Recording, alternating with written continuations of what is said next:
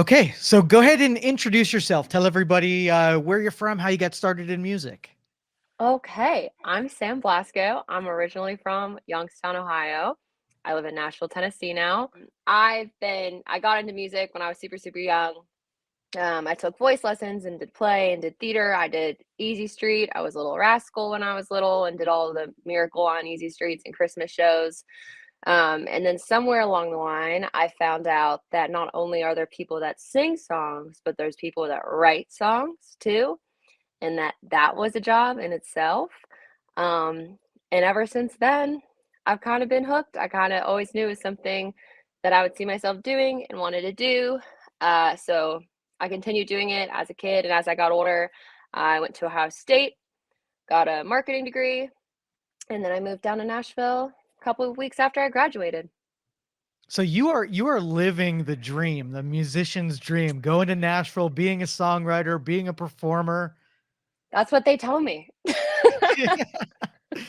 Well, and the night that you're going to be participating is all about that. Is about getting people to believe in themselves and to, sort of like a higher position than they are right now. So what can you give an inspirational message to either young girls or young guys who want to go down to Nashville and make it big? Oh, wow. Well, I think this is gonna sound like backwards advice, and it may not be the best advice. But first of all, if you don't believe in yourself, you can't expect other people to do that.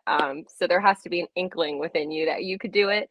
Yeah. Obviously, like having a great support system around you, but at the end of the day, if you don't think you could do it, it's gonna get really hard to convince other people that you can do it. Secondly, I think you have to go into something, especially like this, knowing you're not going to be the best right away. I think I really came in with, they say Nashville's a 10-year town. I was like, cool, 10 years, got it. Immediately, obviously thought I was good enough to be here, but I would start going to shows and rounds. I was like, oh, wow, everyone's so good. I think a lot of people, especially in music, kind of come in with the mentality of, I'm the best in my city, and I moved to Nashville, and now I'm going to be the best in Nashville, and that's simply not kind of how it works.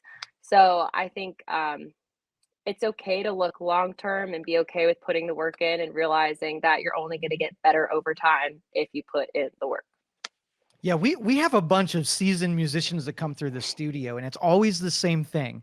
And even 25 years into a music career, they almost feel like they're an imposter where they're on stage, they're receiving applause and people are loving their music, and they don't feel quite as good as the recognition that they're given. And I think what happens is in the beginning, you eat so many crap sandwiches while you're trying to perfect your craft. There's a Hmm. turning point where you become good enough to be a performer, but the critique you put on yourself and the drive that you put into yourself, mentally never thinking you live up to your own standards.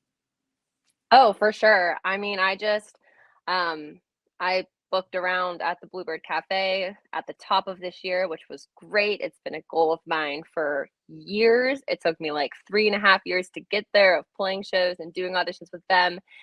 And then the second it rolled around, I was like, are they sure they want me to do this? Yeah. Which it was great and it was lovely, but it's in the back of your mind for sure. And so For sure. which genres of music do you write and also perform? It is predominantly country music. So what you hear on the radio, a little bit more. I write with a lot of people from Texas, which is super funny. I think Ohio and Texas are actually more similar than people think. But I write with a ton of people from Texas, so I have some like Texas country, Western country that I like to write into, and then obviously, um, I'm a big fan of pop, so it kind of falls into that pop world as well. The thing that's really cool about Nashville is obviously everyone's brain goes country music, but it really is music city. So there's so many different kinds of music and so many different kinds of people who move here to pursue music. Myself personally, I really have always been drawn to the lyricism and the storytelling of country music. So I think that's where my heart will always lie in terms of what I'm working on and what I like performing. But I definitely have my hands in a few pots, especially on the songwriting side. So what's the natural progression if somebody shows up with their guitar case and ends up in Nashville? What can they expect as they sort of like earn their stripes into the music industry in Nashville? Yeah, definitely. I think everyone said this and it's so true. I think the most important thing is kind of finding your people. I've learned that Nashville is a little bit like high school. So it gets a little clicky and there's this group of friends and Yeah. this group of friends and they do this show and they perform at this place and they're on tour with these people. So I think it's really easy to get lost in the mix. So um, just kind of when you first get to town, it's going out, meeting as many people as you can, going to as many shows as you can, writing with as many people as you can. And just through that, I mean, I think it really took me like a year or so. And I'm still meeting new people and like really focusing on who my group is and who I like to write with. Um, but really, it is that group mentality and having those people in your like corner and in your tribe that's going to help get you to the next spot. Because it's also really cool where, all right, you write this song with this person and they have something go viral or does well on Spotify. And that's really cool because you work with them. So now you're on other people's radars and just kind of Yeah. coming up together is a really cool, real thing down here. So now there's a ton of venues there. Is it pretty easy to get a booking either on the bars or venues or anything like that in Nashville? So it depends on what you're trying to do. So I know like the Broadway circuits, I stay away from them because drunk people are crazy and mean. Um, but those are like you have to audition for those for sure. I really put more time into writers rounds.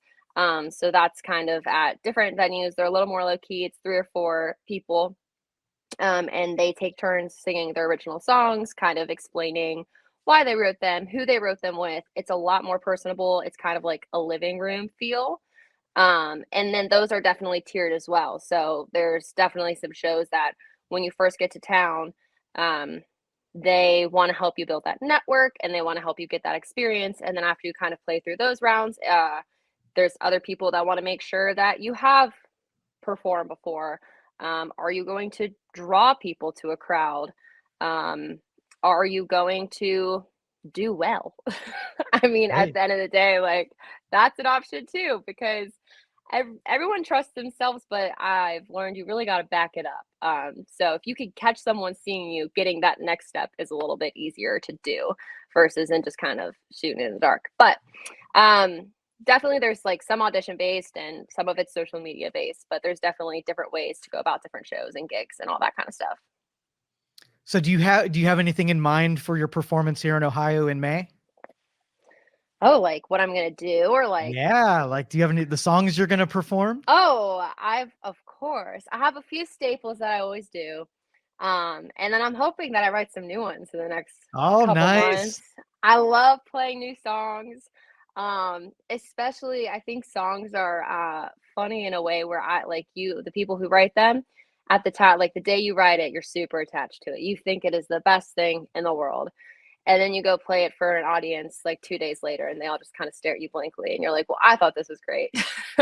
But you guys clearly don't. So but just kind of getting that feel in the room. I definitely want to try and keep it upbeat. I'll throw a couple in there with more of that storyline mentality where you kind of got to listen a little bit. It's not going to be as much about the music and more about the words. But I definitely have some in mind. It'll be fun. It'll be upbeat. I'm excited. I think it's going to be great. Beautiful. So May 9th, we have Sam Blasko. We're performing before myself and Brian do our talk. So tickets are available at the DeYor box office. Check that out. And they're available now. And so, Sam, we'll see you. Thank you for talking with me here this morning. Of course. Thank you for having me. I'm glad I had a reason to get out of pajamas. So Yeah. I'll see y'all on May 9th.